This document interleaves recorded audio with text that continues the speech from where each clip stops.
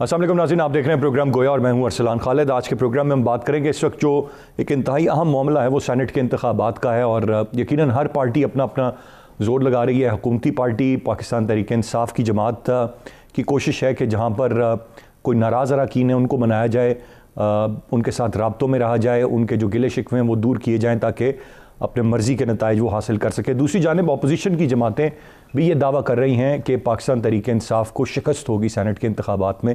वो सरप्राइज़ देने की बात कर रहे हैं और हर कोई अपनी तरफ से जोड़ तोड़ कर रहा है और कोशिश कर रहा है कि सेनेट में वो नंबर्स में ज़्यादा आगे चला जाए। इस वक्त जो इंतहाई अहम मामला है वो ये कि सुप्रीम कोर्ट में इस सेनेट इलेक्शन के हवाले से कि ओपन बैलेट है या सीक्रेट बैलेट है समाअत जारी है, जिसमें जो पूरा का पूरा तरीक़ाकार है वो चीफ़ इलेक्शन कमिश्नर को अदालत ने बुलाकर उस पर बात की। उसके बाद जो आज की हम देख रहे हैं जो रिमार्क्स हैं उनमें बड़ा वाज़ेह तौर पर यह कहा जा रहा है कि सुप्रीम कोर्ट के जो रिमार्क्स हैं वो ये हैं कि जिस जमात की सेनेट में जितनी नशिस्तें बनती हैं उसे उतनी ही मिलनी चाहिए, और अगर वो तनासुब ठीक नहीं है, कोई ज़्यादा ले लेता है, अगर उसकी सूबाई असम्बलियों में उतनी नशिस्तें नहीं हैं तो फिर ये सारा का सारा सिस्टम तबाह हो जाएगा और इस सारे के सारे सिस्टम पर सवाल उठेंगे। माजी में हम देखते आए हैं कि यही होता रहा है। और अगर सेनेट इलेक्शन के अलावा अगर बात कर ली जाए अभी चेयरमैन सेनेट के हवाले से जो अदम एतमाद था, वहाँ पर भी हमने देखा कि आदाद शुमार कुछ और थे और नताइज कुछ और आए। और ये माजी में भी हमेशा से होता रहा है कि जो तनासुब होता है उसके एतबार से नशिस्तें नहीं होती, तो यकीनन वहाँ पर कहीं ना कहीं कोई वफ़ादारियाँ अपनी तब्दील करता है, कोई किसी और को वोट देता है, या फिर कह लीजिए कि कहीं ना कहीं पैसे का इस्तेमाल होता है। लेकिन एक सवाल जो उठता है वो ये कि अगर कोई अपनी पार्टी की मर्ज़ी के या पार्टी के नामज़द किए हुए कैंडिडेट को वोट नहीं देता, और इस पर बात भी हुई, तो क्या ये पैसे लेने के ज़ुमरे में आता है या ये पार्टी से बगावत के ज़ुमरे में आता है, या ये उसका अपना एक चॉइस होनी चाहिए कि वो जिसे भी वोट दे। तो मैं चाहूँगा इस सेनेट के मामले पर हम बात करें और इसकी शफाफियत और अब जो इंतखाबात होने जा रहे हैं जिसमें सभी दावेदार हैं अपसेट के, तो वो किस तरह से ये आया वफ़ादारियाँ तब्दील होंगी, फिर पैसे का इस्तेमाल होगा, और फिर अभी सुप्रीम कोर्ट ने यह फ़ैसला देना है कि ये ओपन बैलेट है या ये सीक्रेट बैलेट है, ये किस तरह से ये सारा मामला होने जा रहा है। साथ साथ हम बात करेंगे प्रोग्राम के आखिर में कुछ इस वक्त PDM के हवाले से मरियम साहिबा, बिलावल साहब के जो बयानात हैं और जिस तरह से अब वो अपनी तहरीक को आगे लेकर चलना चाहते हैं उसमें कितना दमखम है। लेकिन जो ज़िमनी इंतखाबात हैं सिंध के, उसमें पीपल्स पार्टी अपनी कामयाबी का जश्न बना रही है और उसको रेफरेंडम करार दे रही है इमरान खान साहब के ख़िलाफ़, जबकि वहाँ उनका अपना सूबा है, सूबाई हुकूमत उनकी है, और वहाँ से वो ये ज़िमनी इंतखाबात जीत रहे हैं। मैं चाहूँगा उस पर भी हम बात करेंगे। गेस्ट पार्टिसिपेंट्स का तारुफ कराता चलो। प्रोग्राम में हमें ज्वाइन किया है ब्रिगेडियर रिटायर्ड हारिस नवाज़ साहब ने, सीनियर तज्ज़ियाकार हैं, बहुत शुक्रिया आपके वक्त का। तारिक पिरजाद साहब हमारे साथ प्रोग्राम में मौजूद हैं, आप भी सीनियर तज्ज़ियाकार हैं, और मुबशर बुखारी साहब हमें ज्वाइन कर रहे हैं, सीनियर सहाफ़ी और सीनियर तज्ज़ियाकार हैं। ब्रिगेडियर साहब, गुफ्तगू का आगाज़ आपसे करूँगा। कैसे देखते हैं आप जितनी बातचीत इस मरतबा हो रही है, और ये इंतहाई अहम है क्योंकि हुकूमत ने भी पहले कहा कि ओपन बैलेट, फिर ये बिल भी पेश किया असम्बली में, फिर सदारती ऑर्डिनेंस भी लाए, उसको मशरूत कर दिया, और फिर मामला सुप्रीम कोर्ट में भी है, तो ये खासी अहमियत इख्तियार कर गया। कैसे देखते हैं इसे आप? देखें अरसलान, बात यह है कि एक तो ये है कि PTA हमेशा टाइम एंड स्पेस पे लीड होती है। उनको चाहिए था कि 4-5 महीने इस पर वर्क करते, असम्बली में ले जाते, असम्बली में जाके पार्लिमानी कमेटी बना देते, वो इसको थ्रेशोल्ड करती हैं, अपनी रिकमेंडेशन देती है और फिर इसको कौमी असम्बली में बहस बुलाते, और होपफुली अगर अच्छे तरीके से इसको किया जाता और फिर वहाँ पर कन्विंस किया जाता, इनकी अच्छी नेगोशिएटिंग टीम्स होती हैं जो उनसे मुज़ाकरात करते और कहीं ना कहीं पहुँच के जी बेहतर वसी तक पाकिस्तान के मफाद में, सेनेट के मफाद में इस दफ़ा लेट्स हैव ओपन बैलेट हो, ताकि जो भी हो कोई भी गलत बात ना कर सके। And same goes for selection chairman NAB. Government ने एक तो ये नहीं किया जिसकी वजह से ये इनको भी ये प्रॉब्लम्स हो रही है। उसके बाद प्रेसिडेंट ऑर्डिनेंस आपने इशू किया, और उसके बाद अब आप सुप्रीम कोर्ट में तस्दीक के लिए भी ले गए हैं। लेकिन इस वक्त सबसे बड़ी रिस्पॉन्सिबिलिटी जो है वो है पाकिस्तान सुप्रीम कोर्ट के ऊपर, इसलिए कि अगर हम देखें जिस तरीके से इस वक्त तैयारी हुई है दोनों पार्टियों की, पीपल पार्टी की फिर PMLN की, कि किस तरीके से उन्होंने वोट का बैलेंस खराब करना है, हॉर्स ट्रेडिंग करनी है, पैसा लगाना है, whatever it is, I don't know कि उन्होंने करना ही नहीं, बट एवरीबॉडी इज ट्राइंग। और PTA is worried because they are very rich in those matters, and PTA के पास इतने वसाइल नहीं है, दो कि ये हुकूमती पार्टी है, इनके पास अपने अदर रिसोर्स होंगे which Imran Khan I don't think he want to misuse the government funds. अब इस स्टेज पे आके जो आर्गूमेंट चल रहे हैं वो तो मुझे लगता है जिस तरीके से इलेक्शन कमीशन ने इसकी मुखालफत की है, सुप्रीम कोर्ट के जो क्वेश्चन है उनसे भी अंदाजा हो रहा है कि वो मेरे नहीं ख्याल कि इसको ऑपरेट करेंगे, बट वसी तर पाकिस्तान के मफाद में, सेनेट के मफाद में, अच्छे लोगों के आने के मफाद में, और एक दफ़ा इसको हम कि वन टाइम इनको रिलीफ दे देनी चाहिए सुप्रीम कोर्ट को जी कि ठीक है ये कानून में नहीं है, लेकिन हम इसलिए कर रहे हैं कि ये एक वन टाइम मैया देते हैं और उसके बाद आप लेजिस्लेशन करें, जो भी आपकी असम्बली ने करने करें, ताकि ये जो अभी तैयारी हो रही है ये हमेशा के लिए ख़त्म हो जाए और सही कैंडिडेट खाएँ पार्टी की जितनी अक्सरियत है उसके हिसाब से, ताकि आइंदा के लिए ये ख़त्म हो जाए। इसको ख़त्म करना बहुत ज़रूरत है। फिर साथ ही साथ मुझे ये भी कहे इमीडिएटली इसके बाद आप इलेक्टोरल रिफॉर्म असेंबली करें, जो भी आप इसमें मुतफ़िक़ा तौर पर करते हैं, ताकि हमेशा के लिए इलेक्ट्रॉनिक बायोमेट्रिक सिस्टम आ जाए। चेयरमैन जो होते हैं, ये चेयरमैन इलेक्शन कमीशन, ये कैसे सिलेक्ट करने हैं, इनके मेंबर कैसे प्रोविंशियल कैसे सिलेक्ट करने हैं, हर चीज़ को एक स्ट्रीमलाइन कर दिया जाए ताकि आइंदा के लिए कोई भी ऐसी पार्टी ना हो जिसको मुखालफत कर सके और इसको हमेशा के लिए इस मसले को ख़त्म कर दिया जाए। Rightly set. ब्रेक की जाने बढ़ूंगा जी, ब्रेक से वापस आकर मजीद बात करते हैं, साथ रहिए।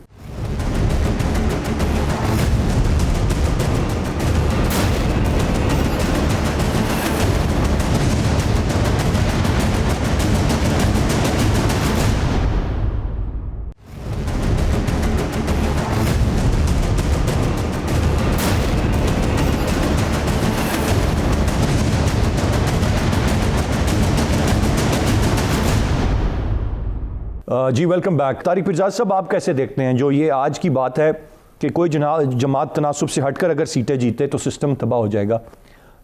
सवाल एक उठता है कि अगर कोई भी शख्स जो कि वोट नहीं देना चाहता किसी भी अपनी पार्टी के नामजद किए हुए या टिकट दिए हुए शख्स को और किसी और को देना चाहता है, तो ये उसकी चॉइस होनी चाहिए या जिसको पार्टी ने कह दिया उसी को टिकट दें? नहीं तो आपकी वफादारी पर सवाल है पार्टी से, या फिर ये सवाल है कि आपने पैसे लिए? आप समझते हैं ये जस्टिफाइड है बात? देखिए, बात यह है कि ये इस मुल्क में आज ही जमहूरियत है कि कौमी असेंबली का इलेक्शन तो बराह रास्त होता है, और दूसरा हिस्सा जो है जिसने नाम नहाद ऐवान बाला पाकिस्तान में है, ये गैर मुंतखब है और ये एक सियासी रिश्वत का अदारा है जिसमें आप अपने हम नवाओं को, अपने पसंदीदा लोगों को अपनी कौमी असेंबली में या अक्सरियत की बुनियाद पर उसी तनासुब से यहाँ पर लाने का पाबंद होना चाहिए। लेकिन सूरत हाल ये है कि चूंकि सियासतदान बुनियादी तौर पर पाकिस्तान के दयानत हैं, करप्ट हैं, और इन लोगों ने जो ऐवान बाला के लिए इलेक्शन का तरीक़ाकार रखा है वो हमारी आइन का तमस्कुर उड़ाने के लिए रखा गया है, कोई और हैसियत नहीं। जरा मैं बात मुकम्मल कर लूं, जरा शोर आ रहा है आपकी। जी। तो ये सूरत हाल है।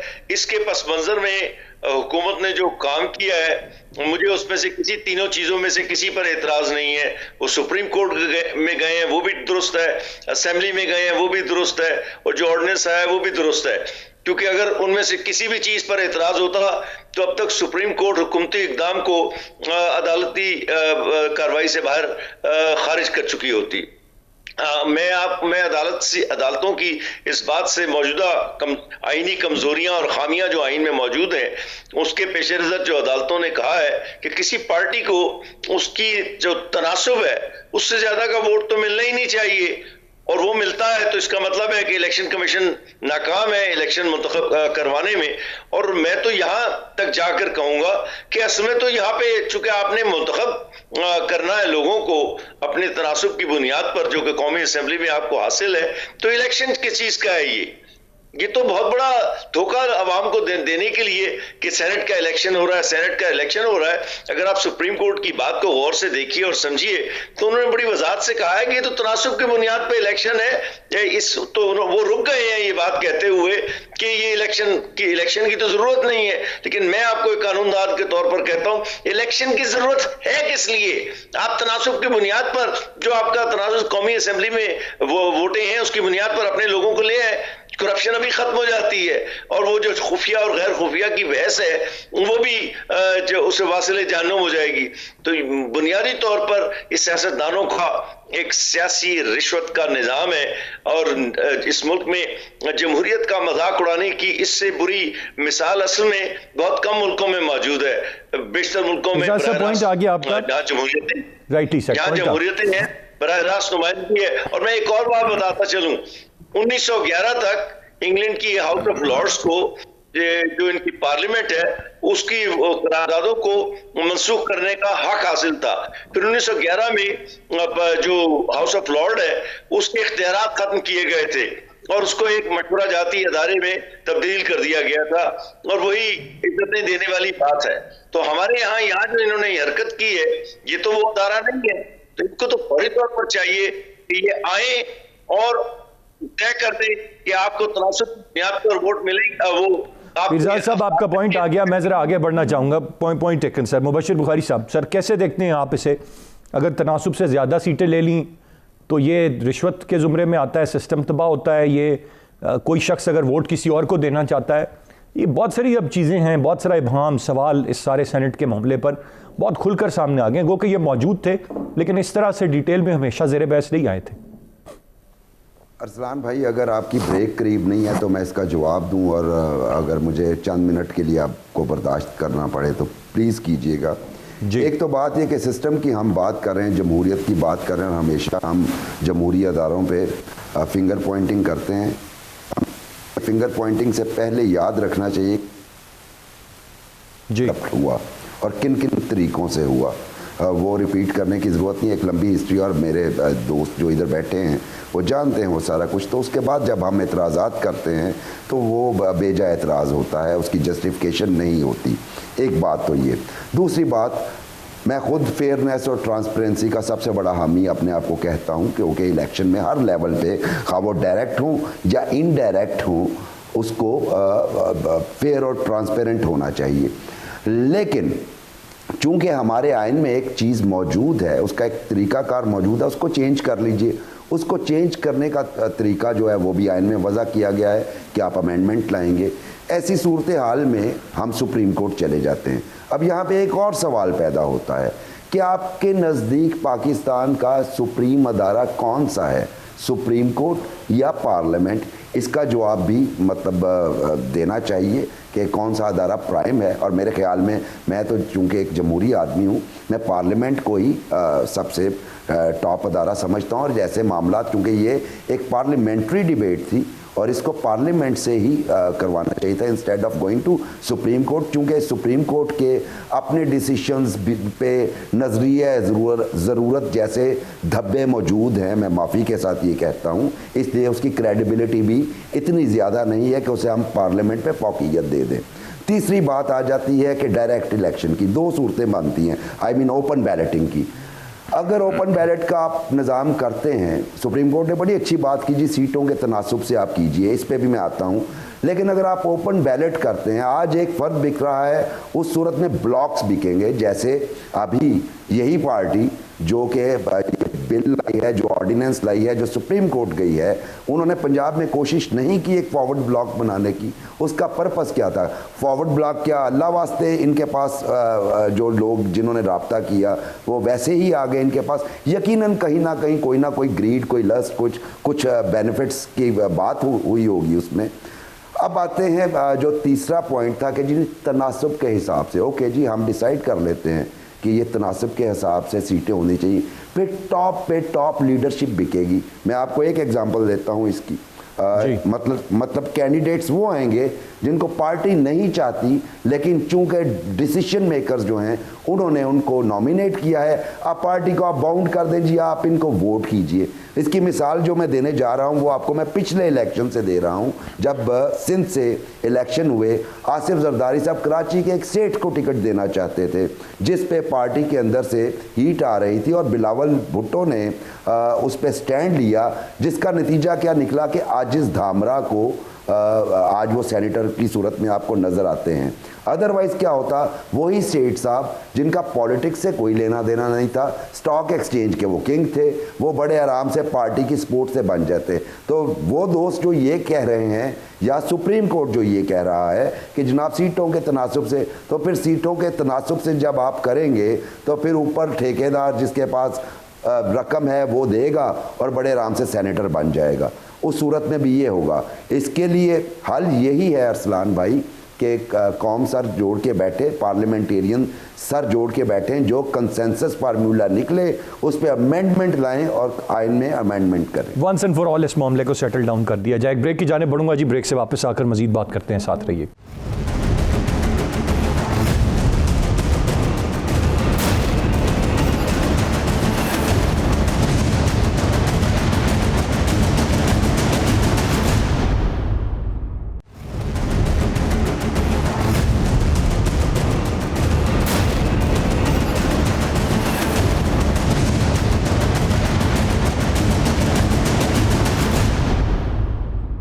जी वेलकम बैक। ब्रिगेड साहब, मैं आपसे जानना चाहूँगा, इस वक्त जो अपोजिशन सरप्राइज़ देने की बात कर रही है या यूसुफ रज़ा गिलानी साहब के हवाले से कह रहे हैं कि वो लाजमी इलेक्शन जीतेंगे, ये सारी चीज़ें सिर्फ ये बयानात हैं या कुछ हक़ाइक़ भी हैं कि बहुत सारे लोग शायद पाकिस्तान तहरीक इंसाफ के पार्टी की मर्ज़ी के ख़िलाफ़ वोट दे रहे होंगे? वो क्या उनकी वफ़ादारी नहीं है या वो अदरवाइज़ क्या मामला है? इसमें किस हद तक आप वज़न देखते हैं कि कोई शिकस्त होगी पीटीआई को या अपसेट होगा, या महज ये बयानात हैं अपोजिशन के जो रिवायती अंदाज में दिए जा रहे हैं? अरसलान, देखें, मेरा अपना जो अंदाज़ा है कि पीटीआई के एमएनएस एमपीज जो हैं वो थोड़े इसलिए भी परेशान होंगे कि उनको डेवलपमेंट फंड्स उनको अपने एरिया में, कॉन्स्टिट्यूंसी में जो वो काम करवाना चाहते थे वो पीटीआई गवर्नमेंट ने नहीं दिए हैं। और जो कि एक गलत इंप्रेशन ये होता है, जब भी सुप्रीम कोर्ट ने क्वालिफाइड ईसा साहब ने कह दिया जी कि आप बताएं आप 45 करोड़ रुपीस कैसे दे रहे हैं। बात है कि वी मस्ट अंडरस्टैंड ये डेवलपमेंट फंड जो होते हैं ये एमएनए एमपी को नहीं दिए जाते, ये वहाँ पर डिप्टी कमिश्नर और कमिश्नर के पास जाते हैं, पब्लिक मनी होती है। उसके बाद वो अपने वहाँ के प्रोजेक्ट्स देते हैं कि जी हमें फ़लाँ जगह पर ये सड़क चाहिए, फ़लाँ पे ये स्कूल चाहिए, फलां जगह पर हमारा ये वाटर सिस्टम ठीक चाहिए, ये हमें मीठा पानी चाहिए, ये चीज़ें होती है। एक तो ये पीटीआई ने बिल्कुल उनको अप्लाई नहीं किया, जबकि उन बेचारों ने अपने पैसे भी खर्चे हुए हैं। बिनो के एमएनए एमपी के लिए कितना पैसा खर्च होता है। जो एक नॉर्म भी बने हुए थे पहले कि जी ठीक है जो भी होता है, जो थोड़ा बहुत मेरे ख्याल में ये अपनी सेविंग भी करते होंगे, which I am not very sure, लेकिन जनरली होता होगा। अब इस वक्त जाके फिर उसके बाद मेरे ख्याल में ना prime minister is very accessible to all MNA MPs को, इसी तरह बुजदार साहब जो है वो भी अपने लोगों को नहीं मिले हैं, जिसकी वजह से परेशानी। और ये टाइम है जब एमपीएस और एमएनए अपनी टर्म्स पे अपनी मर्जी के फैसले कुछ करवाते हैं, फंड रिलीज कराते हैं अपनी कॉन्स्टिट्यूंसीज के लिए, कुछ और उनकी जो प्रॉब्लम होती है वो उनसे बात की जाती है, और जिसकी वजह से दूसरी पार्टी ये समझती है कि शायद अब ये हमें ईजी हमें को पेनिट्रेट कर सकते हैं। एक तो ये इशू है, बट सेकेंड डेफिनेटली कि दूसरी पार्टी जो वो दोनों बहुत कोशिश कर रहे हैं, ट्राई कर रहे हैं। पहले भी आपके सामने हमेशा से होता है, वहाँ की आपके सामने मिसाल है बलूचिस्तान की है, केपीके की है, कैसे कौन सी पार्टी ने कितनी सीट फालतू ले ली, ये देखने की बातें हैं। और इसीलिए मैं ये कहता हूँ कि इस स्टेज के ऊपर जो ये दावे किए जा रहे हैं यूसुफ गिलानी जीत जाएंगे, ये तो आई थिंक इलेक्शन गिमिक्रीज भी हैं, ये हर एक अपने नारे लगाता है, दावे करता है, बाद में एक्चुअल पता चलता है कि क्या स्टेट ऑफ अफेयर है। गवर्नमेंट को एडवांटेज होना चाहिए, गवर्नमेंट डेफिनेटली परेशान है, दे कांट अफोर्ड कि इस वक्त अगर उनको कुछ सेटबैक होता है तो अल्टीमेटली इसका फैक्ट जो होगा वो लॉन्ग मार्च का, और PDM will get again alive, और पीडीएम को फिर वो लॉन्ग मार्च उनका इफेक्टिव होना नजर आता जाएगा कि अवाम ने उनको सपोर्ट किया है और पीटीआई को ज्यादा सपोर्ट नहीं किया। इसलिए ये सेनेट का इलेक्शन बहुत जरूरी है, और साथ ही साथ इसमें supreme court of Pakistan can support people of Pakistan के वो इसमें बिना शो ऑफ हैंड करा। इसलिए आप कह रहे हैं इलेक्शन कमीशन के पास क्या टूल्स है?